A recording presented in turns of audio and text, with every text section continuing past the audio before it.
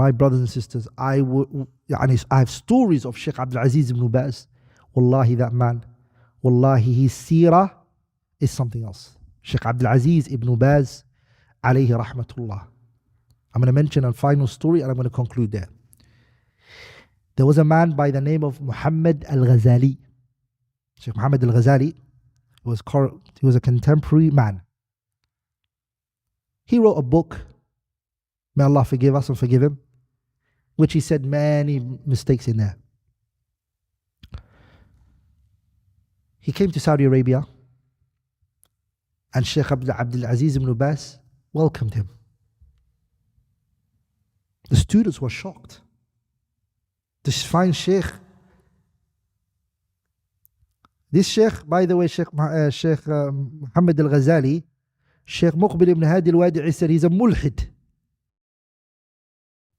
Yani if you look at Hajar's statement in Fath al-Bari, a mulhid means he left the fold of Islam. That's what Hafiz ibn Hajar says, right? Sheikh ibn Baz, what did he do? He welcomed him into his office, sat with him, spoke. Muhammad Al-Ghazali was thinking, what's happening here? He was expecting a response, tough muwajaha from Sheikh. When the opportunity came, Sheikh Ibn Baz, in a most gentle manner, said to him, I read your book. I came across your book. I saw some akhta here and I think it should be corrected. The way in which Sheikh Ibn Baz dealt with him, he said, Wallahi Sheikh, any places you have a concern for, let me know and I will correct it. Sheikh Muhammad Al-Ghazali was invited to a place to eat Asha that night. He came very late. He came very late. When he came late, the people who invited him said, why did you come late? He said, Wallahi, I was in another world. I was in front of a giant, Sheikh Abdul Aziz ibn Baz. Are we all together, brothers?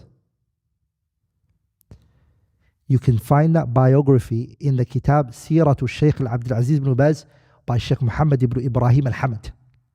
I'll tell you something shocking.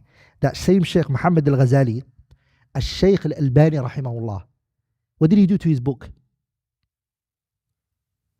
He took that book of his, Fiqh al-Sunnah, Sheikh Albani did takhrij of it. He worked on his book and did takhrij of his book. Whatever hadith he agreed with. Hatta, forget something else.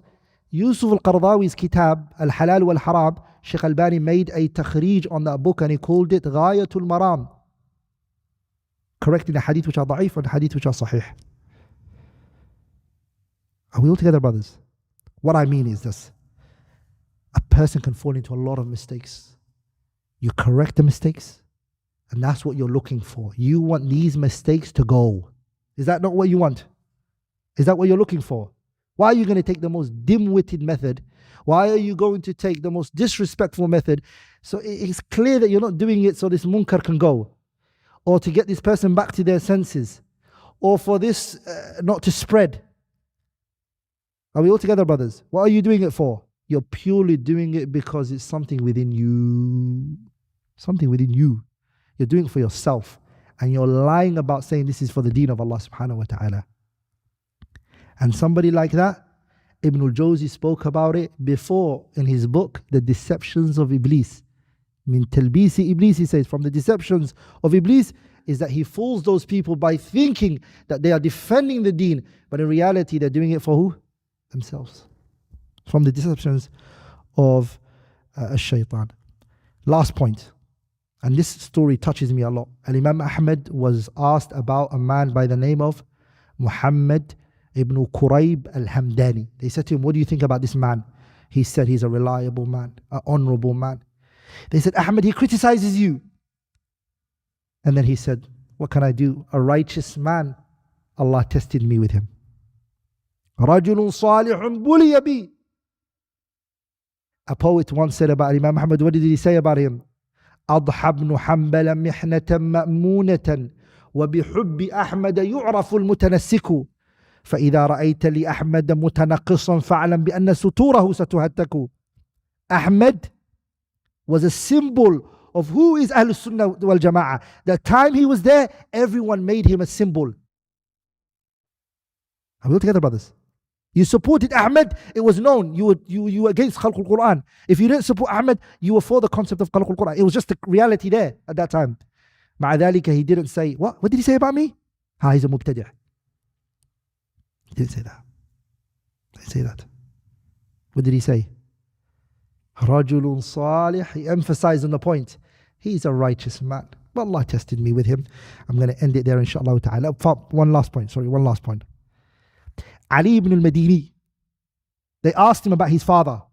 Wallahi, when you look at the Imam Salaf, they asked him about his father. Can we take hadith from your father? How is his memorization? It's his dad. He's min a'immat al-hadith. He said, my father, his memorization is what his memorization is. Yani is not the best. He has to fear Allah in the concept of who? He can't say, take my dad's hadith, because his dad's memorization was very weak. Are we all together, brothers? What does that show you? This was not personal for them.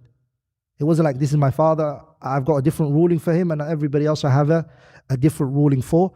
I ask Allah subhanahu wa ta'ala that He forgives us for anything I've said or any mistakes that came from me. سبحانك اللهم وبحمدك أشهد أن لا إله إلا أنت أستغفرك وأتوب إليك.